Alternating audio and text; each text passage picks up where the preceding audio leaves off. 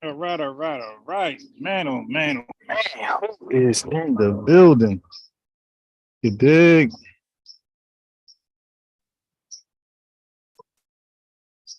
Peace, decent. Yeah, man. Believe me, bro. I got so many brothers and sisters, brothers is really brothers, but brothers and sisters waiting to debate, discuss, converse, whatever you want to call it, or to defend their religions. Here he is right now.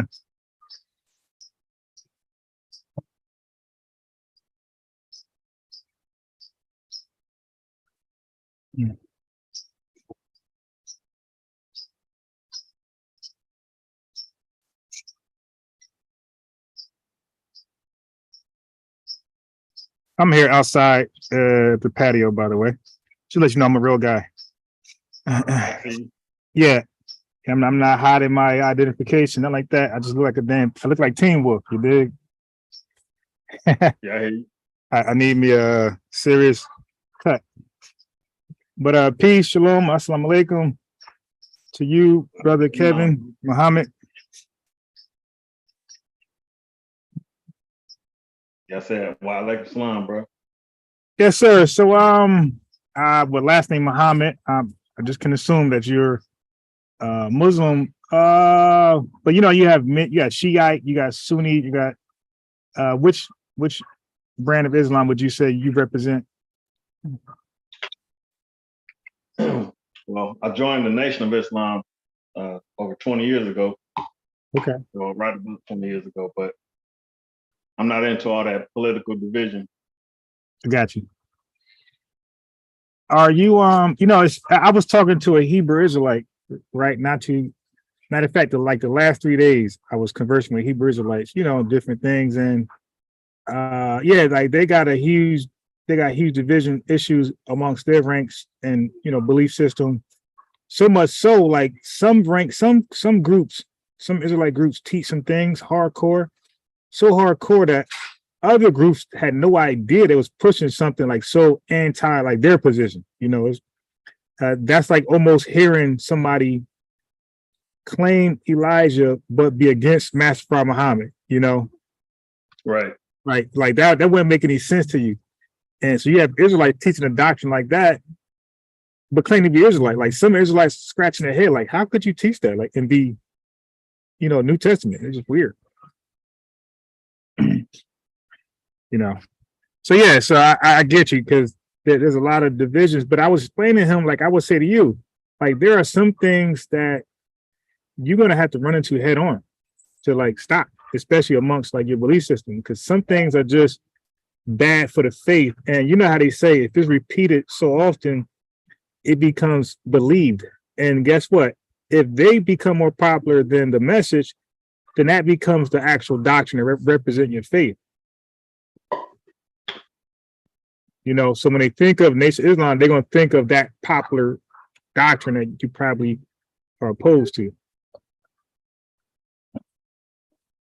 Yeah, I hear you. Like just imagine if Wallace D was able to carry on with the mission. Everybody be, wearing red beards and 3/4 pants, 3/4, quarter-inch pants. And you went off screen when you started talking. No. I turned the screen off because I look crazy. Yeah, I got no haircut like the last 2 weeks. That's not the image I want to have of myself online. But I did show my camera to let you know I'm real. I'm a real person. I'm not like a troll, something like that. But so anyway, so how shall we start our conversation? Well, you said you wanted to, discuss that post I put up about what came out of the book. This is the one by Brother Jibril Muhammad. Yeah. Because I would like to hear your reason for your post. So let me go back to what I posted. Yeah. Because we hear, like, of course, that's your faith, so you're gonna advocate for it. But we hear Jesus, we hear Prophet Muhammad, we hear this, we hear Malachi Z, or it's always, somebody's pushing. We hear Noble Joe Ali, we hear Marcus Garvey, Fred Hampton, like everybody claims like, whatever they follow, like that one is the one that all black folks around the world, but definitely America should get behind.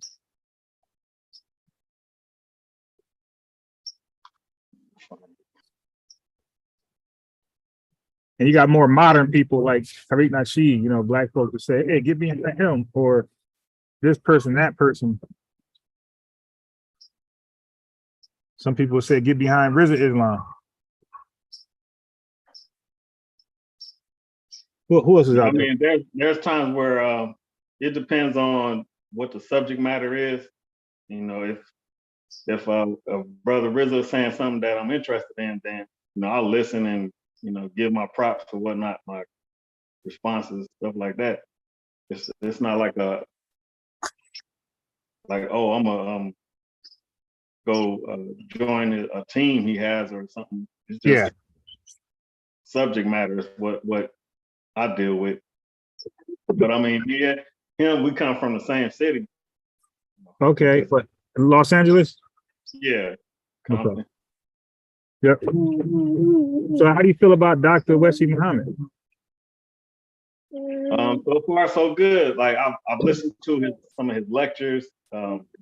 He's touched on some things that was interesting enough that I went ahead and bought the books on dealing with the gay mafia that runs the hip hop and Hollywood industries. That's what I'm reading up on right now. And you said the gay mafia? Yeah, that's how he worded it, and then I've seen it used in other places. But the gay mafia that controls the hip hop industry and the basically the Hollywood industry. You don't believe he could have, because that's how you get yourself in trouble in the future. Like when he tried to do something, instead of whatever message he tried to spread in the future, they're going to use that verbiage, and he'll find himself debating that rather than like the message he came to bring. Yeah, well, I mean, the names he dropped and the illustrations he's given, they welcome to try to dispute it, but he pointed out some real people and what they about. So is that a free video? Is that a free video on YouTube? Yeah. Okay. I found it on YouTube. Let me look it up. I'll check it out. If you type in like Wesley Muhammad Gay Mafia, you'll see quite a few of them pop up. All right, let me see. Let me see this.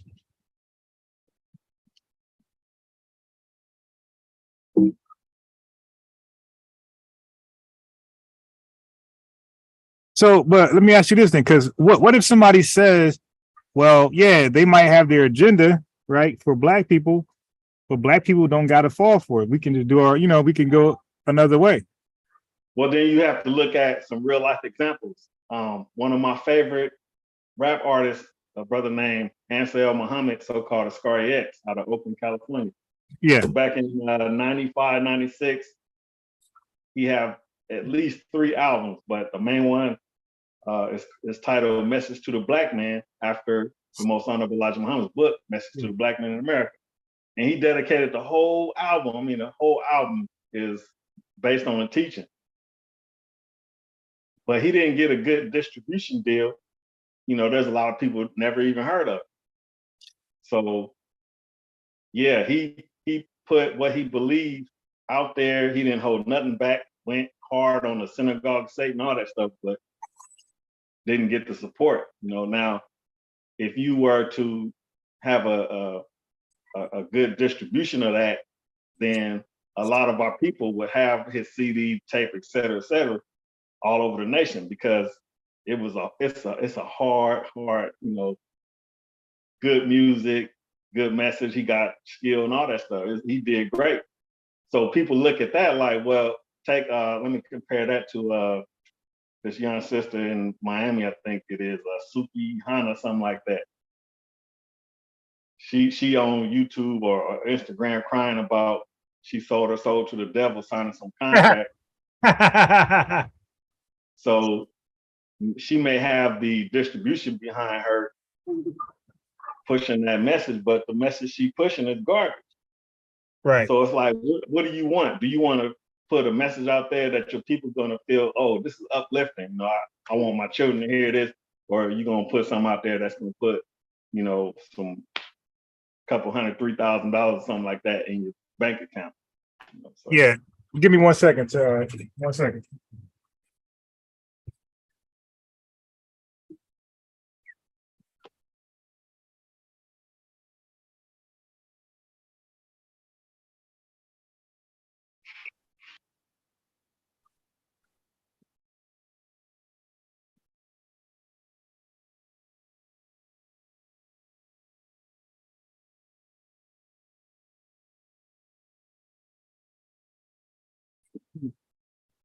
Yeah, I'm back. For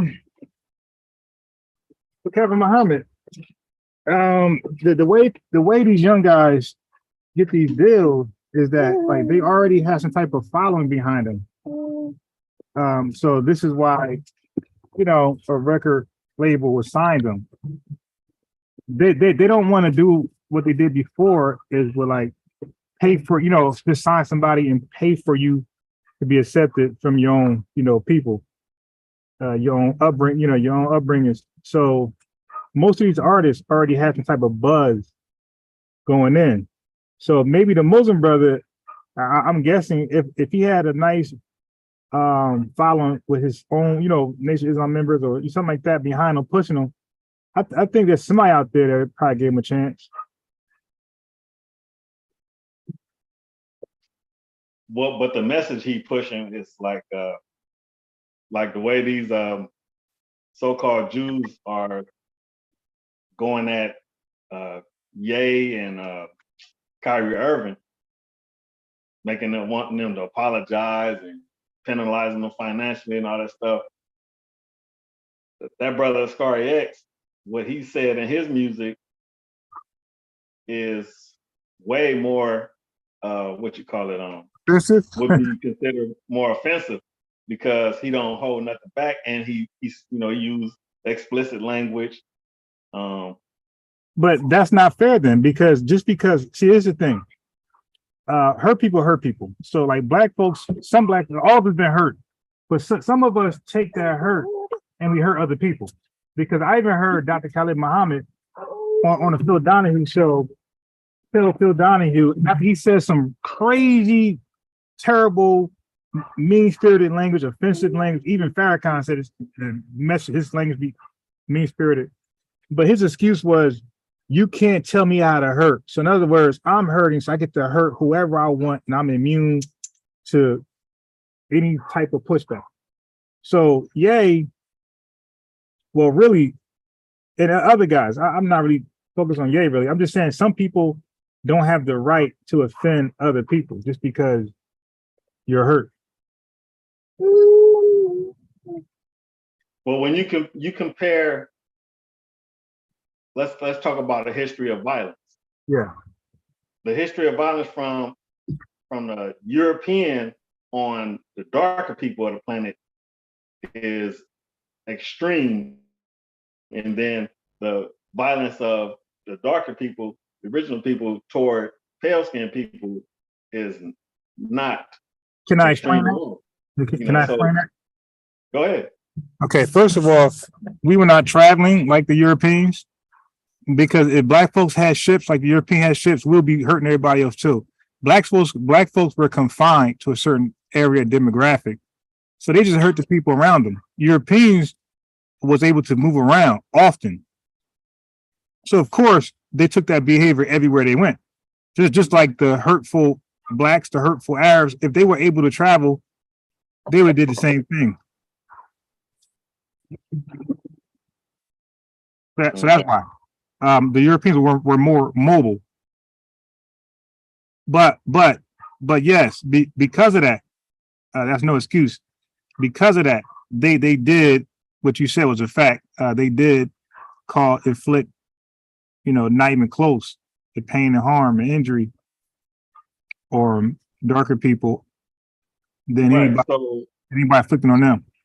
So ministers like Khalid Muhammad speaking truth about that history maybe using harsh language, but it's not inflicting physical violence on those people, you know. So it's like, I mean, I can listen to him and love what he's saying and understand what he's saying, but then I'm not gonna, like, I don't go out of my community and look to offend people now unless they. Now there was an incident happened here in my town where this older Caucasian dude, he got upset with me about something I was doing in traffic, and he yelled out his window something like, "You better learn how to drive, boy." And I said, "You better learn how to share the road, boy." And when I said that, he like his hair snapped back, like he was shocked I talked to him like that. But I gave him the same energy he gave me. Yeah. So, you know, if you talk to me in a civil way, I'm going to respond in a civil way. That's basically how it is. Yeah, but you know, the Honorable Louis Minnis Farrakhan talked about words, the power of words. I remember watching videos and reading parts of it in the final call. Okay, words are powerful, and violence usually come after. Words usually precede violence. So even though Khalid didn't hurt anybody, the words always come first, and then you build up enough guts to go out there and do it. Europeans saying, especially in this country, same way. We're talking about Jim Crow, the KKK. They was at first just campaigning, right? Propaganda against black people, the free slaves. And then they started to scare us, spook us, dress up and spook us. But it starts off words, campaigning, propaganda, scientific racism. And then they started to spook us. That's some action. You're getting bold now. And then before you know it, they're all out terrorizing and passing laws to injure us. So it always starts with words first, and then everything comes afterwards. That's why people kind of stop it right there. What I find out is that some black people,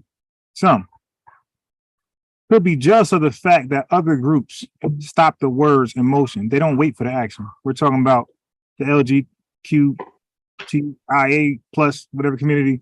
We're talking about the Hispanic community, the Asian community, and even you could say the Nation of Islam community. They're gonna nip something in the bud quickly when certain words start to circulate about them. Okay, but black people as a collective in this country, some of us can be jealous of that, and when we go out there and defend a group and they nip it in the bud, we complain and bitch. Instead of saying, nah, they're protecting their community from your hateful words, like you should protect your community from hateful words.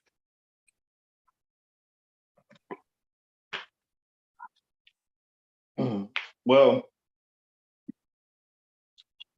as a teenager, from like age 14 to 19, I did some robberies.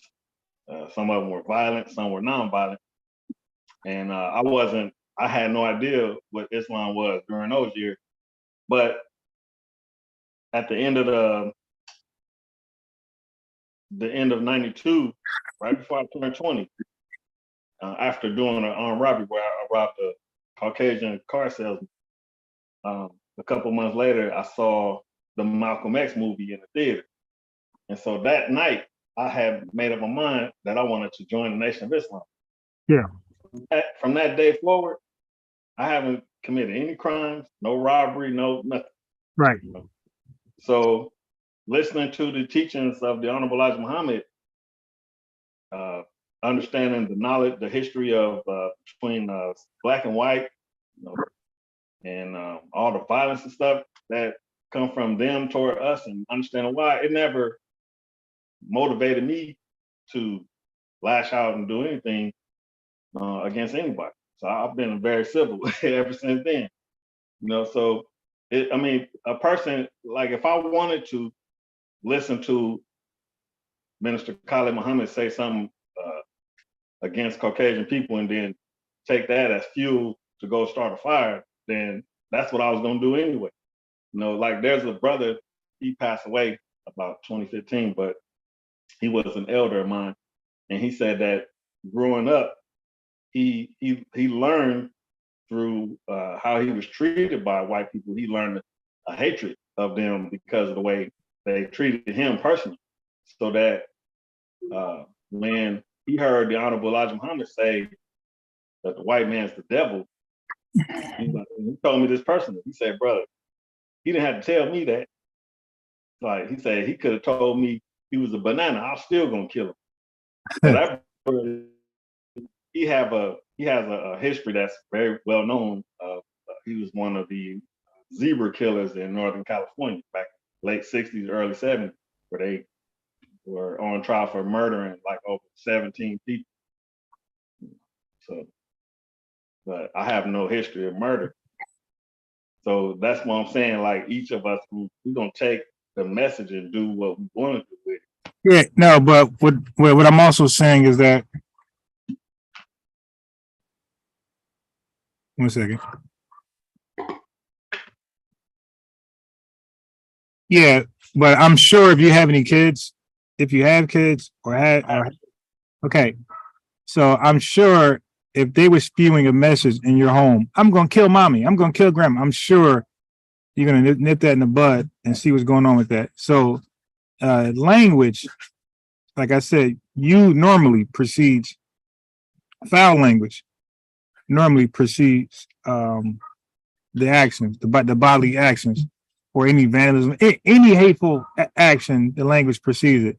So was every white person, did every white person hang a black person?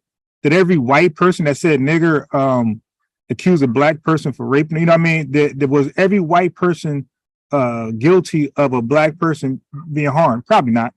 But I'm sure they all said the word nigger before and also shared racial views against blacks. So I understand what you're saying, but yeah, everybody don't respond to something.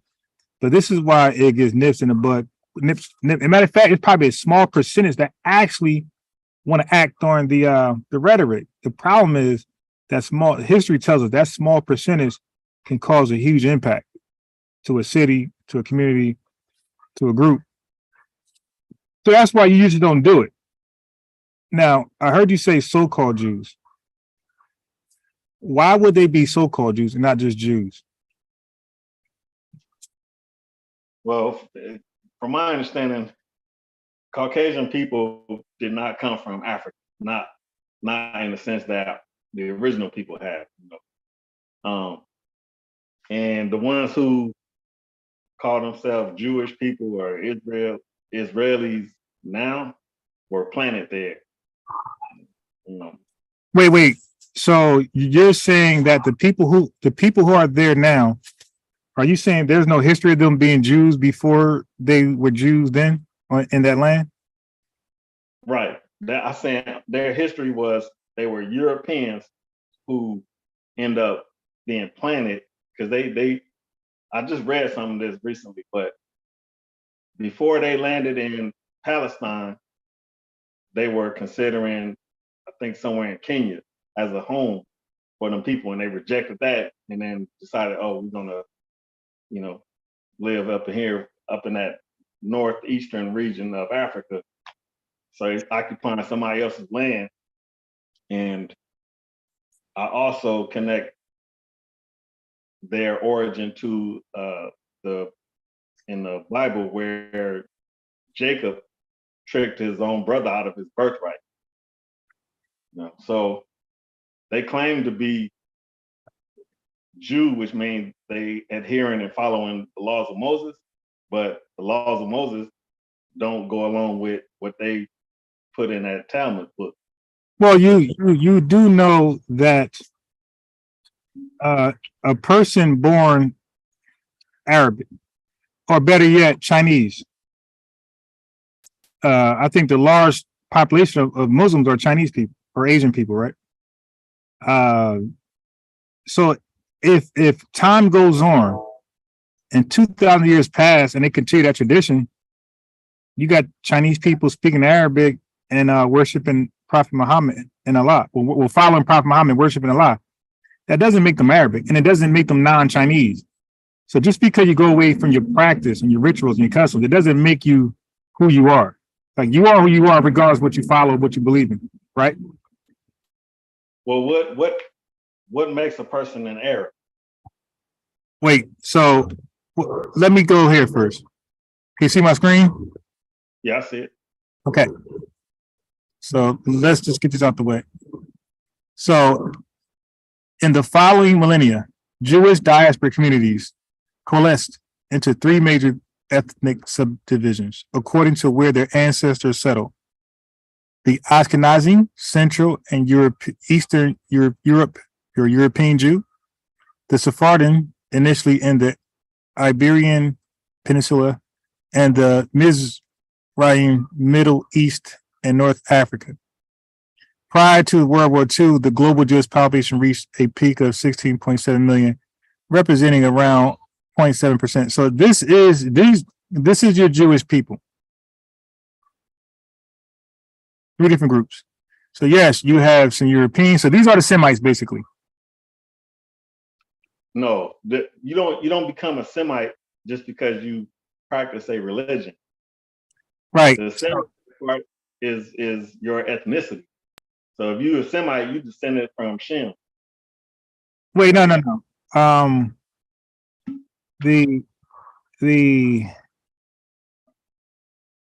Okay, let me put it like this. So let me go this way with it. So if they're the so-called Jews, then who are the real Jews? Well, I have a book that says it's titled "We the Black Jews." All right. So let me ask you this. I understand somebody's proclamation, right? A proclamation would be what the Europeans are doing. So if somebody's black saying they're Jew and they're proclaiming it, and we're saying the Jews are not because they proclaimed it, then that black person is no different. Where can I, like, what encyclopedia you can refer me to where I could trace a large African, sub-Saharan African group of people calling themselves Jewish people before white people? well, I don't have an encyclopedia. What Right. I have 4 books on the Jewish subject, and But- one of them, the title I just gave you. The other Right, is but when the those books secret have, relationship with you. I got you. But wouldn't those books have references to where they're getting information from? Otherwise, we could say, Yeah, they do. They do have references. Okay. So I can give you the titles of the books. right, but The if secret the book is relationship Dr. Wesley Muhammad, between blacks and Jews. Dr. Wesley, You asked me for the reference books, and I'm giving you the no, title. no, you're giving me the book, not the reference. So what I'm saying is this: Dr. Wesley Muhammad is really big on footnotes and references, and he said, we don't believe you. You don't have enough people. That's what he says. And he says the belief or the people is your footnotes and references. So in every book, if the book is calling somebody something and saying they came from this place, unless they were actually there, they're referencing it from somewhere else, for somebody else's work. Because historians, they go travel and bring it back to their country, their native land, or whatever they stay at, right? Or whoever hired them. So if there's a black group, walking African, sub-Saharan black, biglet, if there's a black group calling themselves Jewish people or Jews, I don't believe that's part of history, that they've been doing that before, calling themselves Jews before white people. I think we recorded black people calling themselves Jews after white people called themselves Jews.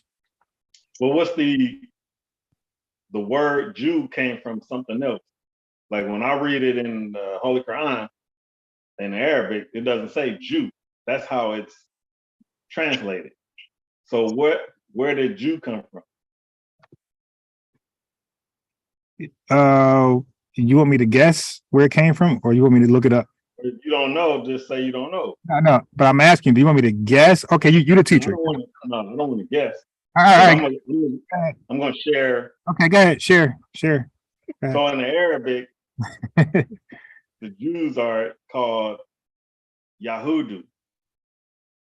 Okay. There was no J. Right. We know that, but we're speaking English today. We know that. We use J's today. We eat jelly, okay? And in basketball, we jelly roll or jelly fan. We finger roll. I got it. I get you saying, of course we don't, of course. Yahudu was not referring to someone's ethnicity. That was their practice. Yahudu means a rightly guided. Okay. So it's anybody practice Yahudism is a Jew, right? Yeah, let's for sake of argument. Okay. So if white folks practice that, what makes them not a Jew? They're not practicing that. So you're saying is righteousness is financing the transatlantic slave trade. Wait, are you? Wait, no. We cannot do that. You're not going to blame. No, that's what you don't want to do that. So okay. You invited me on here.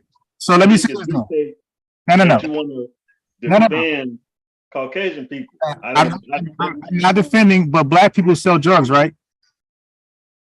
Black people sell drugs? Right. Crack, right? Yeah. Okay, so if somebody came along and said blacks sell crack, that would be incorrect. Just like if there's some Jewish people involved in the slave trade, financing ships, whatever, that's not every last Jew. That's particular Jews that was involved.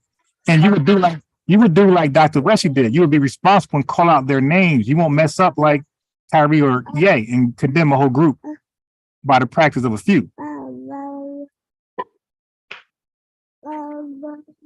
Right? Well, I'm not going to agree with that right now, because if one of us want to take a stand and start speaking out against the synagogue of Satan, I'm not going to keep making disclaimers like, I'm not talking about those innocent people. I'm talking about, I'll never get my point across. Well, then guess what? Some people feel the same way about black folks then. Like, they're not talking about the innocent black. They're going to talk about the blacks who commit crimes, and they're going to base laws off that. They're not going to base it off people like you and I who don't commit crimes, but they're going to base it off the ones that commit crime. But we condemn the lawmakers who do that, though. I got you. So were you able to find a post that you because let's go somewhere else. And the reason I posted that excerpt was because he talked about a good name is better than gold, and if these people were God's chosen people, why would they have the names that they wear instead of names that represent Him? That was the significance. Okay. So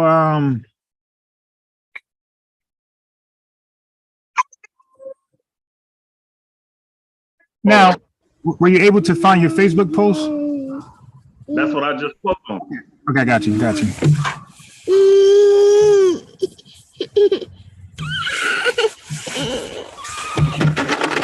Here you go. So you believe black people were the first Jews, right? Yeah, because there was a time in history where pale-skinned people did not even exist. So that was the last 6,000 years is their history on this earth. So prior to that, you had people who were following the prophets, and they were rightly guided people. So they would have been Yahudu before Europeans came along, took those titles for themselves. Okay. So let me just know where we're at on this one. Is Jew or Judah, is that a practice or is it a people? Is the people practicing the faith, or is it it's a practice? Like I had asked you and we never covered it, got to the answer, but what makes a person an Arab? Not sure. Okay, well, Prophet Muhammad, peace be upon him, said an Arab is a person who speaks Arabic. But the word Arab itself, it means a clear speaker. So it speaks a lot to that language. The language is very precise. Like you compare it to English. English have a lot of letters that are not pronounced in words, and we would be like, well, why is it even in the word? You're not pronouncing. Like the word cough has a G in it. The G is silent. And the GH together is making an F sound. Stuff like that. You don't see that in Arabic. Every letter has a precise pronunciation, and it has a meaning. So an Arab is a person who speaks Arabic, is what he said. I'm just trying to tell you about, do you believe black people in America are the true Jews? Well, if we following the laws of Moses, then absolutely, because that's what the root of it is. It's not an ethnicity.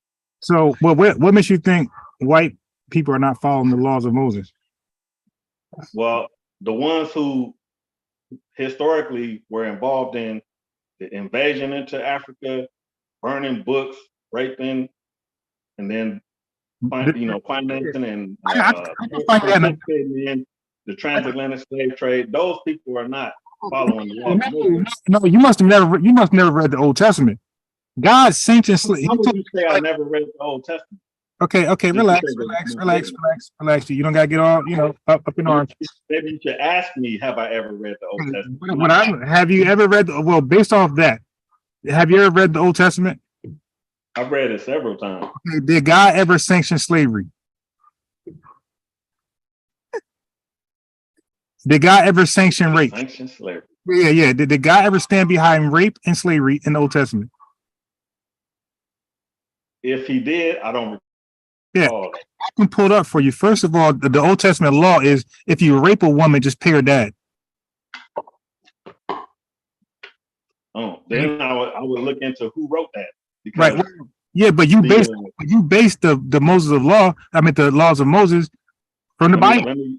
Let me open this. I have a King James version, but it's an African heritage edition. Yeah. So then you can find me the. I could find it for you. Slavery in the Old Testament. I could find you rape. God standing behind rape, and he definitely sanctions Israelites to take over lands, kill people. So that I do recall some of that. Yeah. Okay. So what's the difference? That's practical Moses laws. God didn't write this part right here that I'm gonna read real quick. It says, why the King James version? Though completed in the year 1611 by 47 appointees of King James of England, the King James version was the translated adoption of the Bishop's Bible. So it went from one translation to another translation. Yeah, everything does when it changed languages. The Quran also. So I have to ask, when you say the consequence of a rape in a woman is to pay the father, I have to ask who put that in there, because that don't mean it came from Allah. So if we're gonna do that, shouldn't we just question the whole book, or how about throw the book in the trash to begin with? You can. I mean, it's a poison book. So look, but okay, here's the problem though. You're saying that one particular people are not Jewish based on Moses' law. So then when you find out Moses' law has some evil stuff in it, now all of a sudden throw the book away. Moses' law can't have evil in it, because it just did. But it contradicts his law. So you have to compare. The Caucasians took these scriptures from us, and for over 300 years we weren't even allowed to read it. Then all of a sudden it ends up in our homes. Yeah. So we have to question, like, okay, what did they do? So I look at the Holy Quran and compare. Now, the laws of Moses is also in the Holy Quran. Now, they don't say anything in there about if you rape a woman, just pay her father. So then let's base, or not us, then you should base Jews based on the Quran only. Since we can't trust the King James Bible, then you should just base Jews off who follows the Moses law. Well, the man that I follow, the Honorable Elijah Muhammad, says that since the Bible has been tampered with, it must be reinterpreted so that we won't be snared by the falsehood that has been added to it. But that wouldn't make sense though, because if somebody's rewritten a book for it to have snares in it, how can you read the snares and reinterpret the snares as something positive? Well, I don't know how everyone else do it or does it, but what I do is I read and I reflect and I decide for myself, what makes sense to me, what fits with my spirit. All right, okay. If it don't, then I discard it. Right. So how can you condemn people who do the same thing? Because we're talking about their actions. So, but you those who profited from the transatlantic slave trade and that are still benefiting from it to this day, that's sitting on property that so-called slaves helped build, working for free for centuries, those people have a responsibility. But they always want to, point at us, say, oh, we owe them an apology. We owe them this, we owe them that. Like, Okay. You basically running the financial world. I mean, there's names or whatever we could pull out of people that's in these powerful positions. That's sucking the blood from the poor. And you think it's all Jewish people? Well, I mean, you keep saying Jewish people as if that's their race or their ethnicity. It's not. No, I'm just speaking on. Okay, so how do you want to identify them? Like you said, you just said you look at stuff, you look at information, and you make your own opinion or conclusion. Okay, when I look at information, I find it better suit to communicate with the Jewish people just for the sake of you and I communicating correctly. I don't want to call them something else, then we'd be off cold and we don't know who we're talking about. So I'm just going to say Jewish people for that. You can call them what you want, but the question is, are they all responsible for the slave or slavery and things like that because a few people in powerful positions allegedly did something? No, they're not all responsible. But you keep condemning the whole. Are they benefiting from that history? Okay, are you aware of the triangular slave trade? Say the word again. The triangular slave trade. Are you familiar with that? Triangular. Like, you talking about the islands? Because if you're not, then no, I'm not. Yeah, I'm talking about Africa. I'm talking about African leadership grabbing up other Africans and selling to Europeans for liquor and I think guns. Are you familiar with Guns, yeah, I am familiar. Okay, did those Africans benefit from the liquor and guns? Is this a rhetorical question? I'm asking you. Do you think they benefited from that liquor, gun, and whatever else they got from the Europeans? Yeah, they did for a time, but Okay, so at that okay, cool, no problem. At that time, were all Africans condemned because of the few? Yeah, we all paid the price because of it. Okay, hold on one second. You are funny. At least you're consistent though. Okay, hold on one second.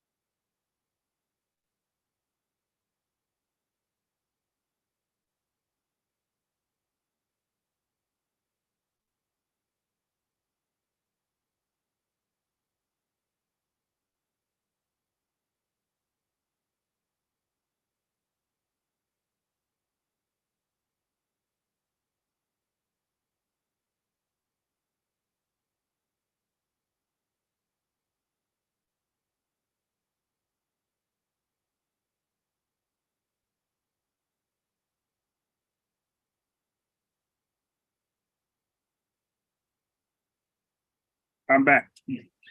All right. I just had to change the diaper. But yeah, so I thought I read something on your post that spoke about that one. Yeah, the book title is "This Is the One." Got you. Now, do you? So let me ask you this: see, we're talking about people doing bad things and everybody being condemned. Are you familiar with Yaqub? Yeah, I am. Okay. Do you see him as somebody evil or an angel? Yaqub was an evil person. Okay. What was his race, by the way? He was an original man. So are all original people condemned because of his action? Yeah, we have been ever since. So who condemns us from his actions?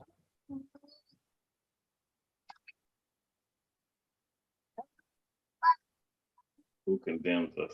Yeah.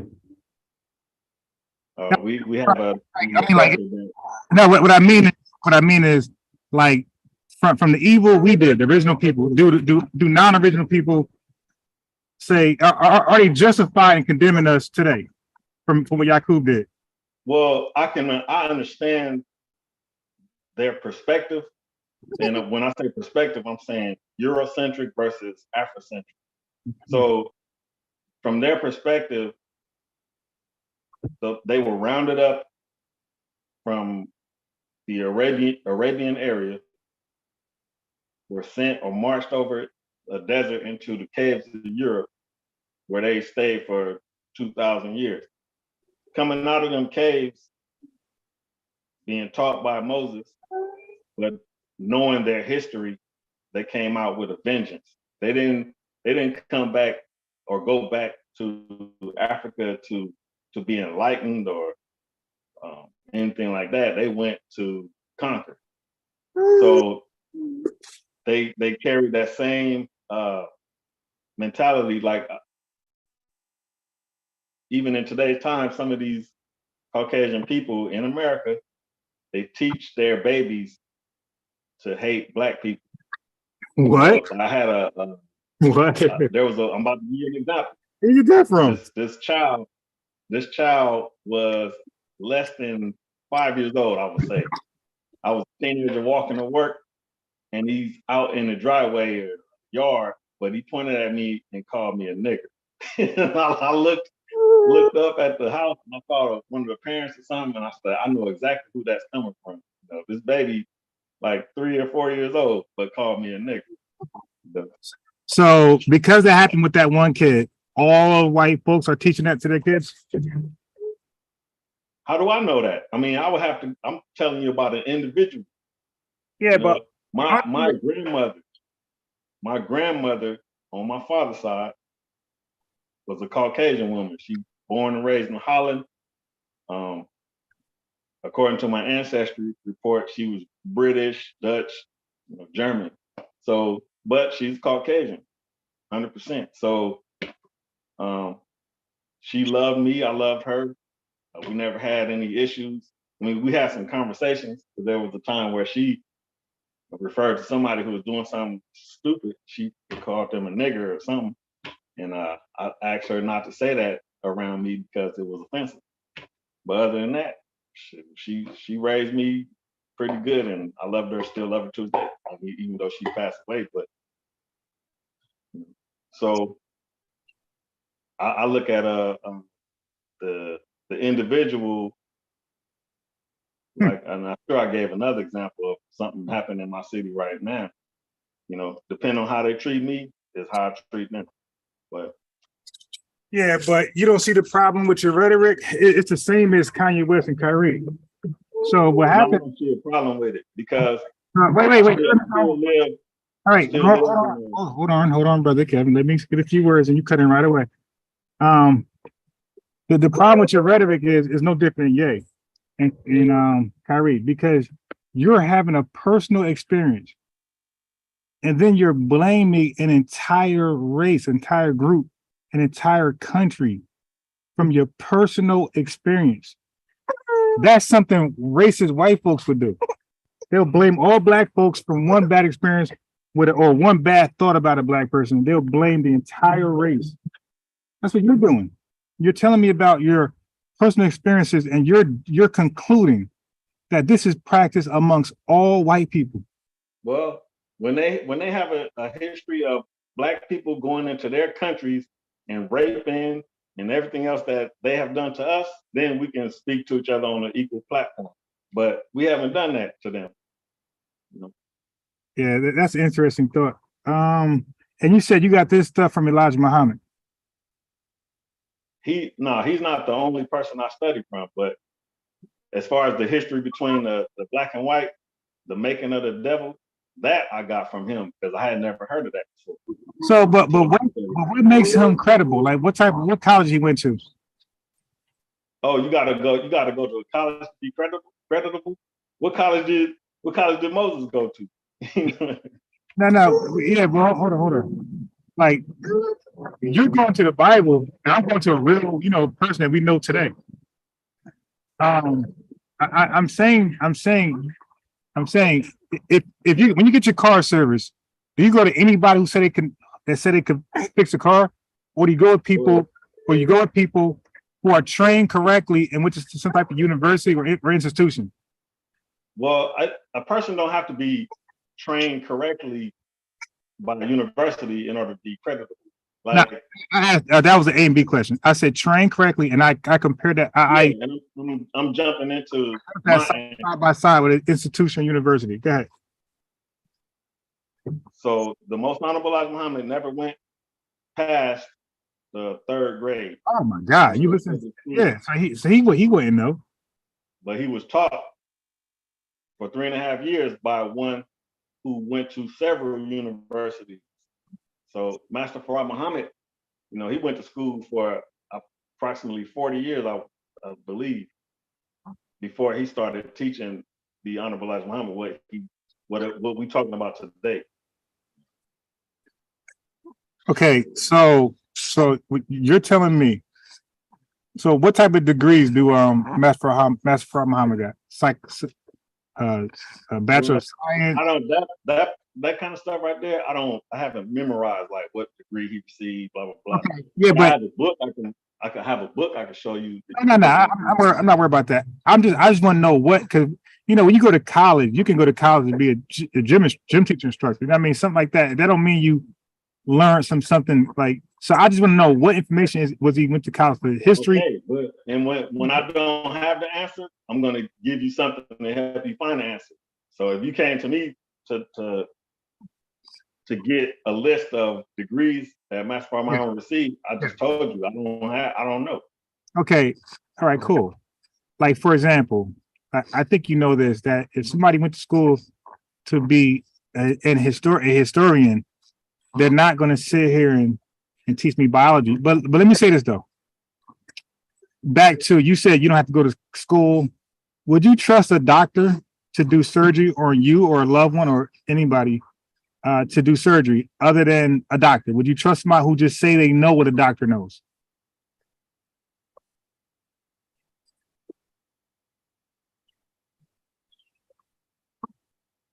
I'll wait.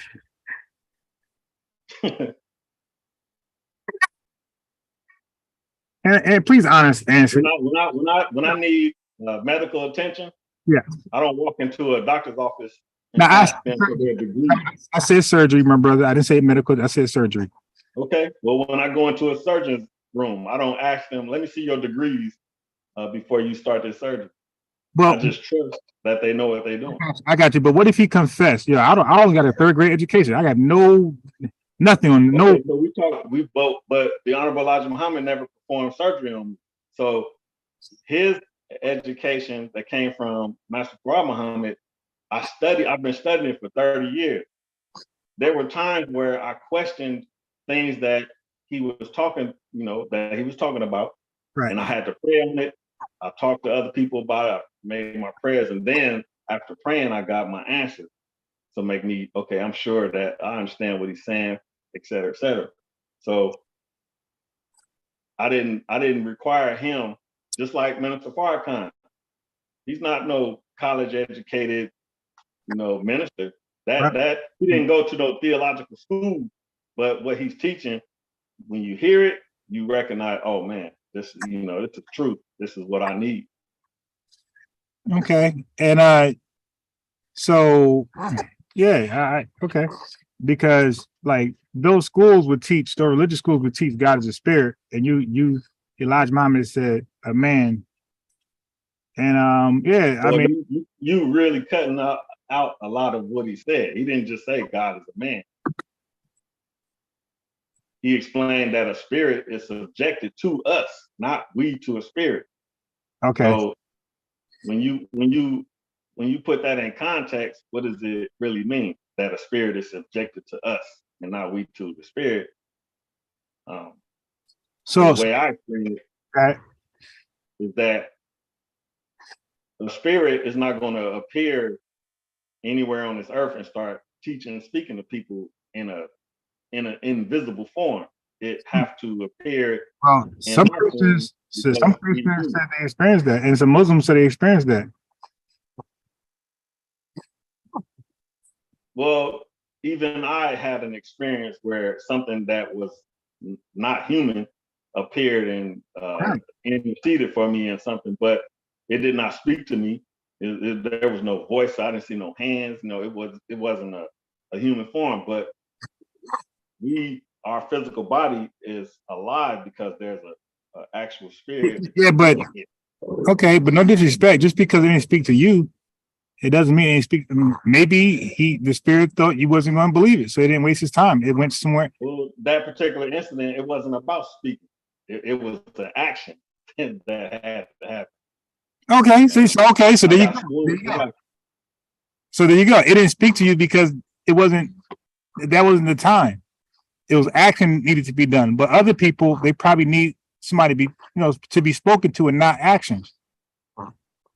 Okay, so you telling me that you know of people who have had a spirit appear and speak without vocal cords and all that, without any flesh, just spoken. Yes.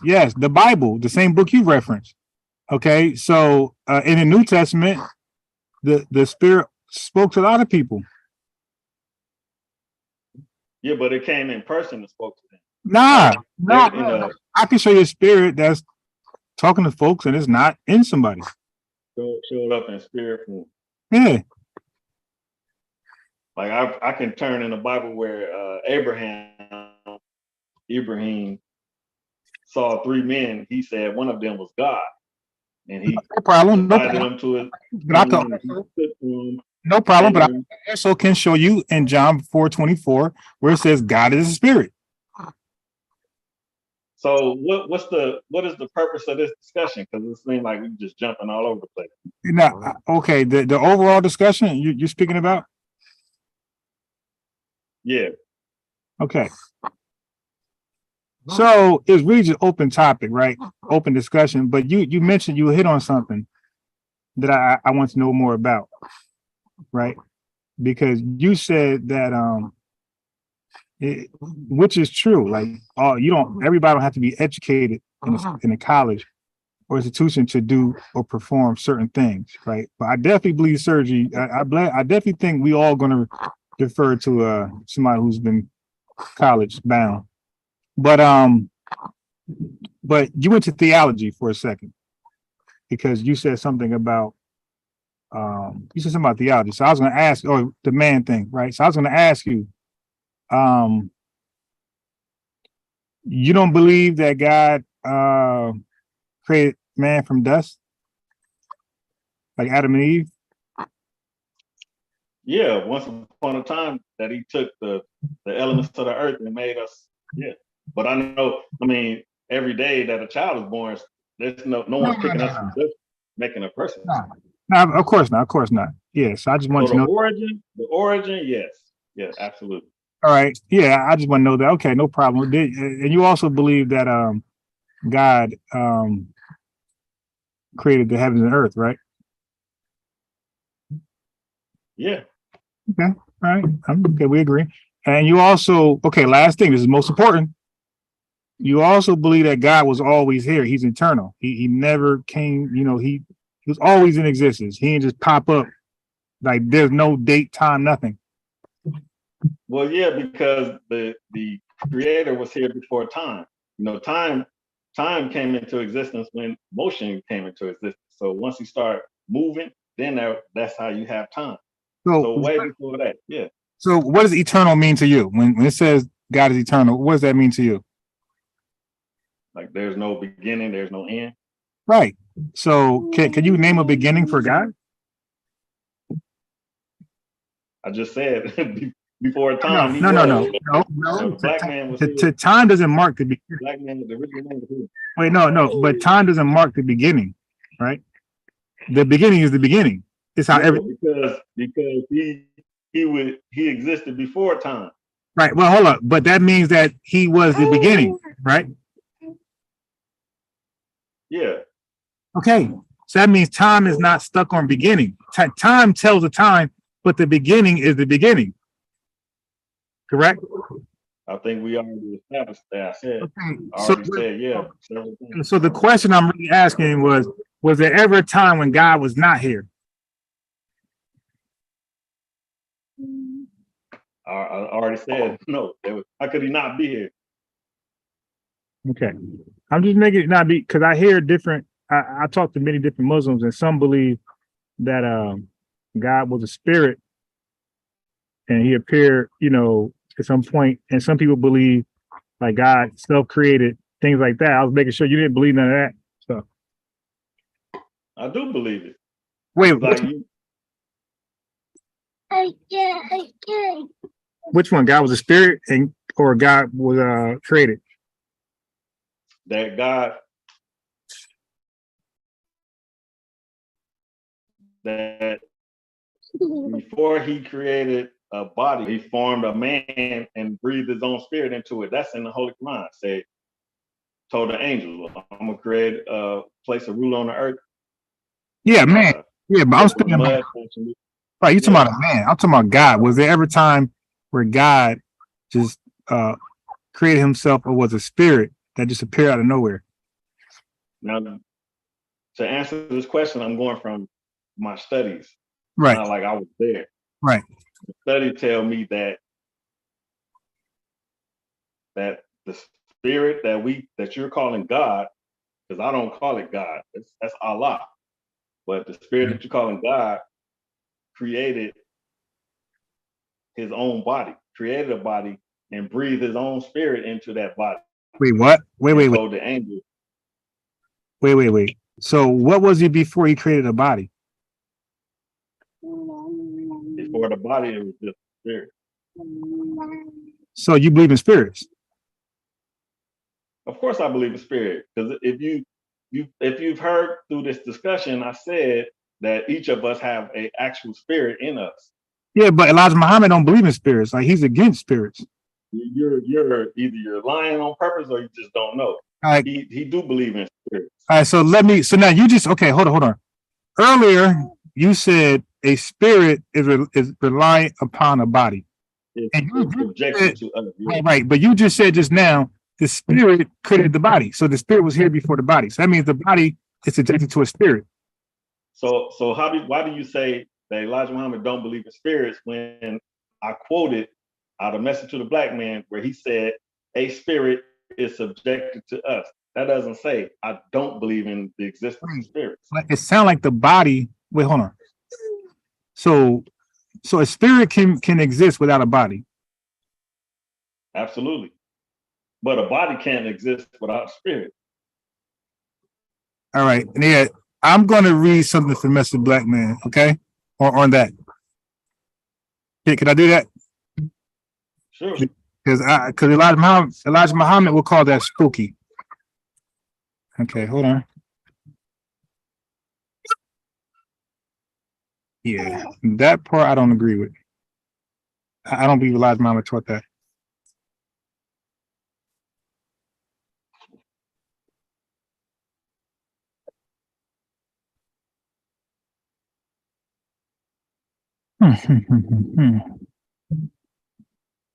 Yeah, I recall Elijah Muhammad saying that was spookism, spooky.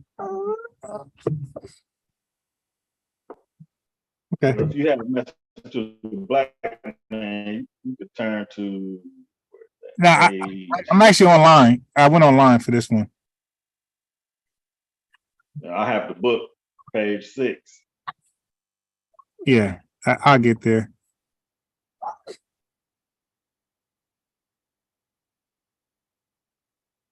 Okay.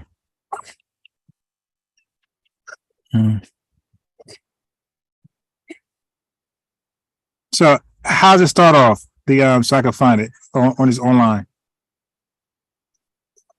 The title of the section is God a spirit or a man? Right, but God is a man, and we just cannot make him other than man. lest we make him an inferior one. For man's intelligence has no equal in other than man. His wisdom is infinite, capable of accomplishing anything that his brain can conceive. A spirit is subjected to us and not we to the spirit. So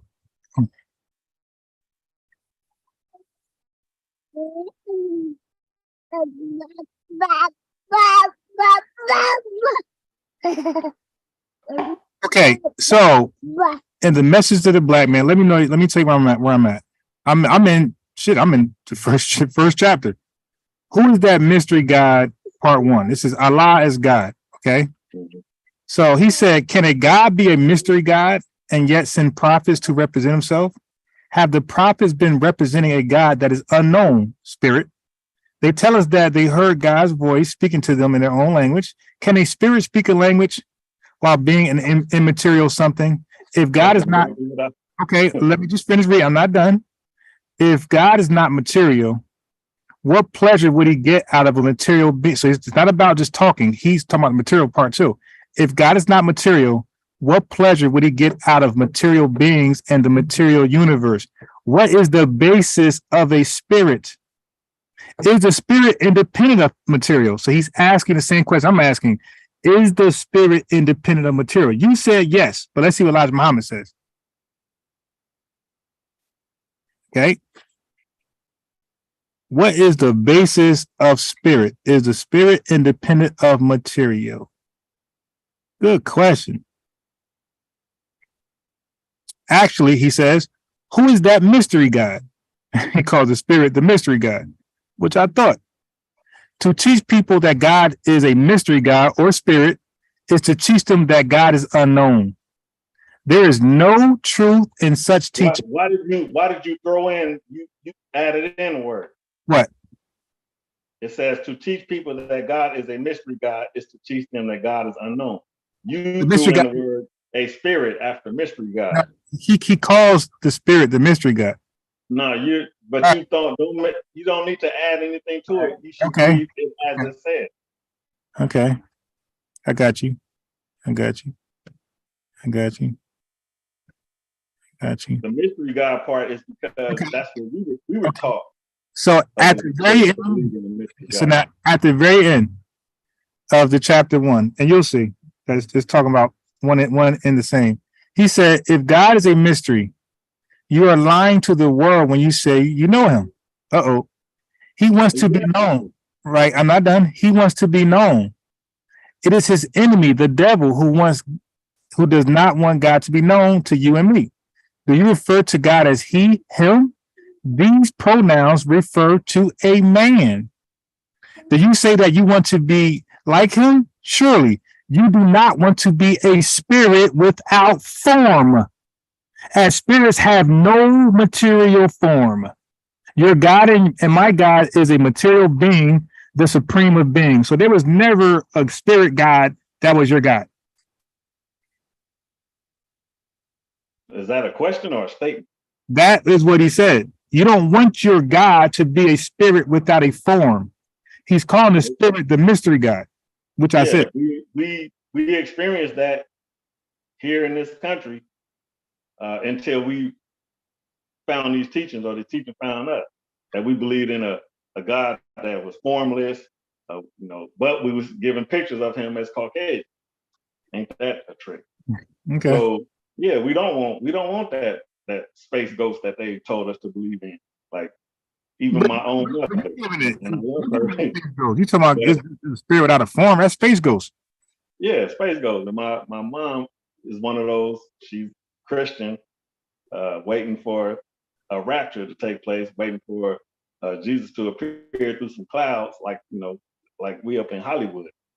That's not the God we want. All right, so watch this. So this is chapter 2, the beginning part. Again, like I said earlier, he's interchangeably speaking of a spirit and the mystery God. And most people who read this book knows that. All right. Did God say that he was a mystery God? Or did someone say it of him? Did God say that he was only a spirit, like Brother Kevin did? Or did someone say it of him? Yeah, Brother Kevin said of him. How many books of the Honorable Elijah Muhammad do you have? You don't even have this one. You going online. Everything's online though, right? That's smart. Okay. I asked the question, you didn't answer. You don't have, how many of these books of his have you read? Yeah, no, I mean to answer your question, you know, I don't want a library of books, you know, because when you travel, it's really hard. So I just use my phone and pull things up, you know, when I need it. Okay. So there's another book, and now these books, some of them come from him standing up giving lectures, like this one I'm holding right now, The Theology of Time. Right. It was put in the book form. But in the Theology of Time, the Honorable Elijah Muhammad teach about when out of darkness came one, how that original God who was without form, but had the atoms in the universe, excuse me, that he used those atoms to create everything in the universe, including planets. Man. Wait a minute. So, wait a minute. I don't recall. Wait, which atom did the first guy use to create the universe? Not Adam with a D, atom, ATOM. Okay, well, which atom? There are atoms in the atmosphere in space. So that's what he's talking about. No. If we're talking about a time, okay. Are you saying when he's creating the universe, there's nothing there but it's darkness, right? It's just Allah, right? Right. Yes. What was in that universe with him? Hold on. So if that's true, then there's no atoms plural, right? I mean, different time. There's only one type of atom. Yeah. So which atom was he using to create things? Because iron, my brother, is an atom. There's no damn iron in space. Okay, that's an atom. So and there's oxygen is an atom, but oxygen was not in space. So what did he say? Which atom did he say he was using to create the universe and the planets? The book says atom. It doesn't say it doesn't put an adjective on atom. Well, okay. Do you know why? Okay, listen, real clear. When it comes to atoms, they came into existence one by one, from the first to the last. So that could only be one atom at that time. Do you know which atom that had to be?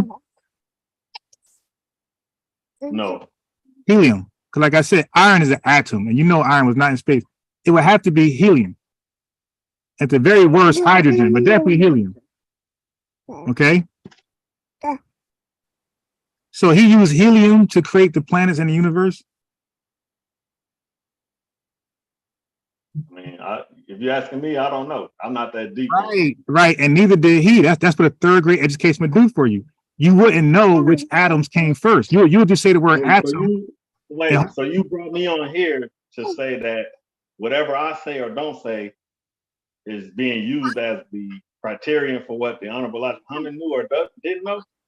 No. I'm letting you know, if he only said atom, then he just said atom. That means that he can tell you which. I want to throw this in right here, and this is something that was on my mind, like before we even started this. Go ahead. I am not a official minister of the Nation of Islam. I don't hold any office. I never attended ministry class. All right, so let's put that out there. I have not been active in the Nation of Islam since 2012. Okay, so that's your disclaimer. Yeah, let's put that out there. Yeah, that's interesting. So let me ask you this: Are you sure when he was doing all this there was no time?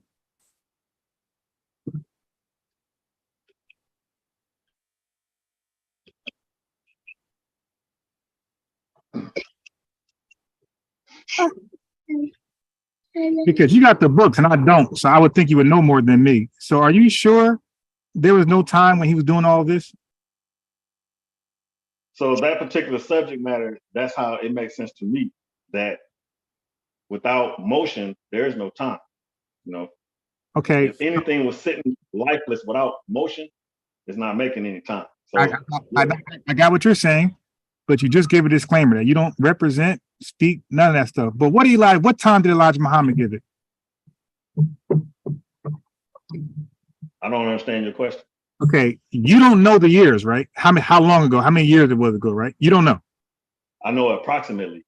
Okay, well, how do you know about the approximate? Was it something Elijah Muhammad wrote? Yes, sir. Okay, so now we have time. So can you tell me that time, that year, approximately?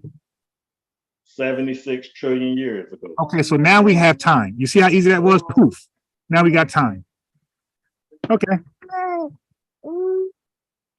That's magic. We got time from Brother Kevin Muhammad. Okay. Now, you just said during this time, there was a total darkness. This is 76 trillion years ago. Okay, so did he create mankind or the planets first? Which one? Well, I think this discussion is going further and further into more than what I thought it was going to be. Not, hey, look, no, like you told me, it's okay to say you don't know. You don't know, right? You don't know. No, it's not about I don't know. So the way when I came up, you see that? You see that? And I had elders around me. No, I asked them questions, and the way, excuse me, when I asked them questions, the way they gave me the answer, they gave me books to study.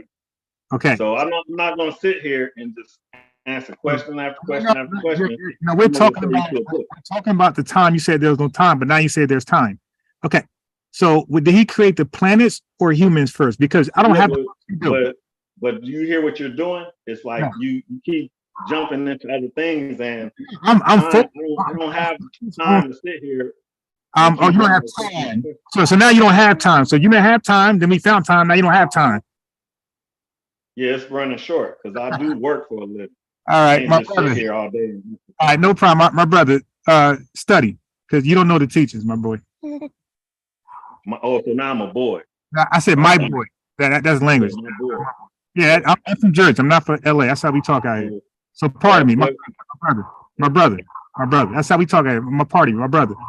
Study more because you don't know the teaching. Well, I never quit studying. So prior to me coming on here to talk to you, it wasn't like I wasn't studying. I've been studying this for 30 years. Me, and you demean it. I say I don't know when I don't know something. But you were not man enough to say you don't know when you don't know something. It wasn't about me not knowing. Yeah, okay. I gave you. Which one did he create? I gave you my explanation. I got you. So which one? I have two elders that. I got you. And I had questions. Okay. You, them giving me the you feel better. Say, brother, here, read this. So that's what I'm telling you. Look, you feel better. This stuff instead of. I don't know. You'll feel better. You don't know which one he created. It's not about. I mean, I know everything you asked me. You don't. Anything I didn't know, I didn't know. You said there was no time. Now all of a sudden, approximately 76 trillion. I thought there was no time. Yeah, but when you asked me about no time, we talked about. And now you don't have time.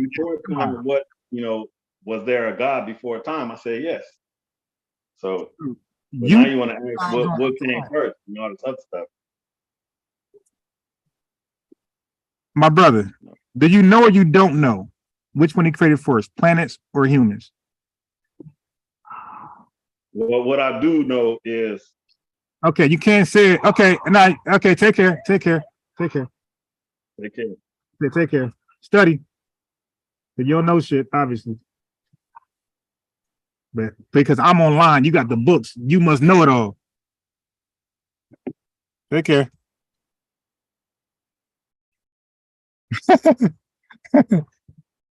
Yeah, my bad. I had to get aggressive because when I see him start to do that, start to make up shit, and and force me to say I don't know, and he can't do it. Oh yeah, I'm gonna turn all the way up now because I can humble myself and say I don't know, but you can't. Oh no, we're not doing that. Now I'm gonna turn up on you. You dig? Yeah, listen. I'm gonna say a large majority of those believers don't know the book better than I do. A large majority of them. And I haven't read this book in years. There's no time, a spirit. So that's why I went to the message to black man. Elijah Muhammad was, you ask the average Muslim, ask Asiatic lion that, a spirit. Hell no, we don't believe in spirit. That's a spook guy. Elijah Muhammad was opposed to the word spirit, the thought of a spirit, all that type of stuff. I read it to you. You know, but dudes get on here lying, hoping that you don't know what they're talking about. And that happens today in the conscious community. Like people gonna talk about Egypt because they know we don't know much about that. We don't give a shit. So they're gonna lie about ancient Egypt. They're gonna lie about different things because they know you don't really give a shit about it. It don't affect your daily affairs. So your master, your teacher, your guru is gonna make some shit up to embellish.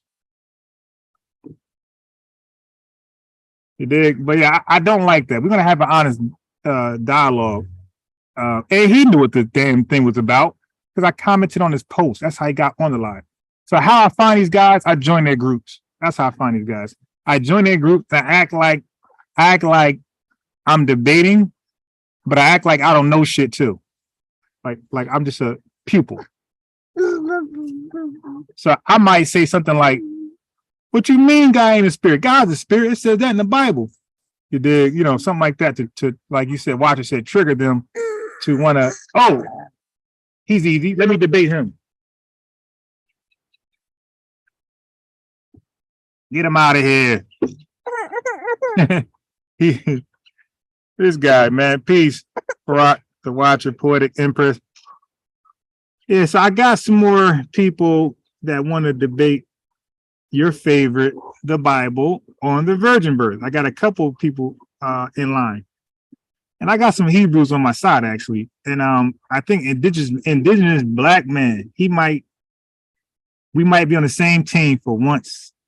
You did? Because I think indigenous accepts the virgin birth. Is that true, indigenous? Do you accept the virgin birth? Yeah, dude was, but on Facebook, dude was really talking like he knew a lot. I couldn't wait to get him over here. Oh my God, I couldn't wait.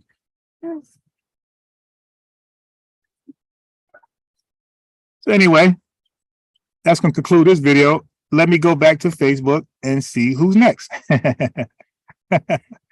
All right.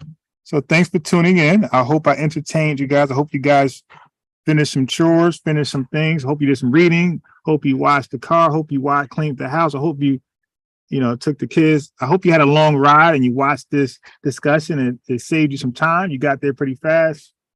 I hope somehow this live stream was beneficial to you. I hope you laughed a lot. I hope you wrote something down and learned something. You dig? But when I'm done with this virgin birth stuff, you guys gonna know the virgin birth front to back. Or you might be debating people like, you know what? Come over here and let's debate this. You got to get Isa the Shia. Who's that? Who's Isa? Peace out. Yeah. Y'all, did y'all notice I never debate Sunni Muslims? Did y'all notice that? Hey, don't get mad at me because you got other folks saying they don't debate certain faiths. Like Sanetta and I think Garf said they don't debate Nation of Islam. You got some people who don't debate Hebrews and some people don't debate Christianity. Yeah, I rarely like you're rarely gonna see me debate an Orthodox Muslim.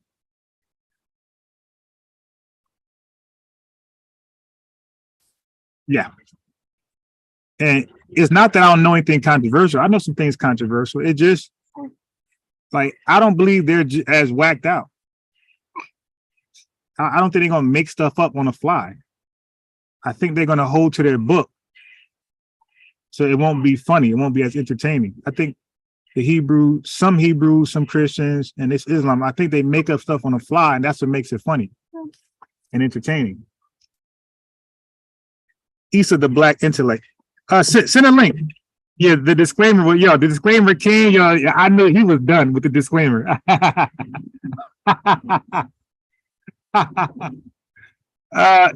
Post a link. Post a link to Isa the Black Intellect.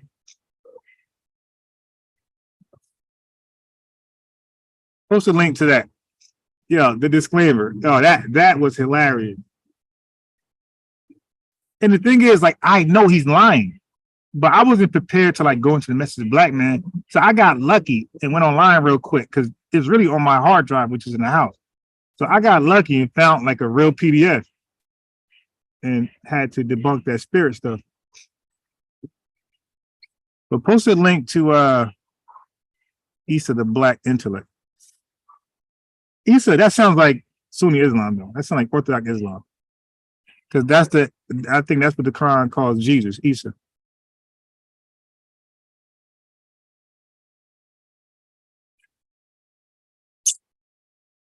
He's out of England at Speaker's Corner. Oh, okay, Speaker's Corner. I know about that Speaker's Corner. I remember yeah, definitely got body. Yo, got it, but you gotta hop on, bro. You gotta hop on, man. When I got these fools on here, you gotta hop on. Your guy body said you gotta ease into these dudes, they be soft. That dude haul ass. He gonna, and really, I ain't gonna lie. I was in my feelings because he gonna tell me when I'm wrong. Oh, I'm sorry. He said when I don't know, just say you don't know. So I'm like, all right, we doing that. You gonna uncle me? Okay, uncle, I don't know. So now we get somewhere. He clearly does not know the teachings.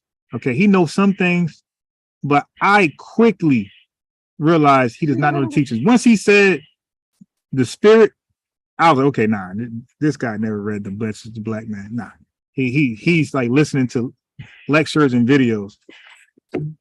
He said the Black is an apologetic Shia Muslim. Yeah, I don't really debate. I don't debate. Now I would entertain like when the Orthodox Muslims go into the Bible to find Prophet Muhammad or to say something about the resurrection or the virgin birth. When they do that, I will entertain them.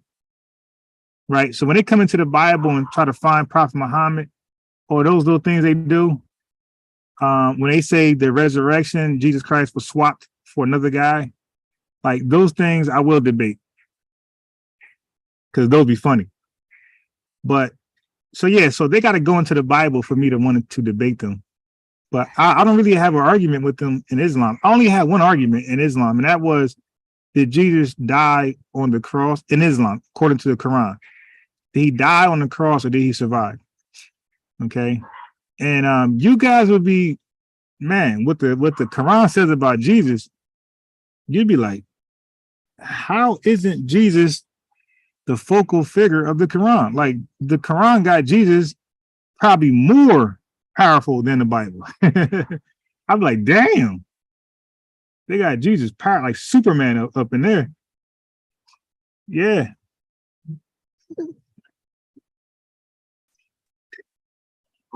All right. So all right, so let me click that link real fast. Yeah, so I don't know what we would actually debate because I'm not going to debate the Quran. Let me see a video real quick.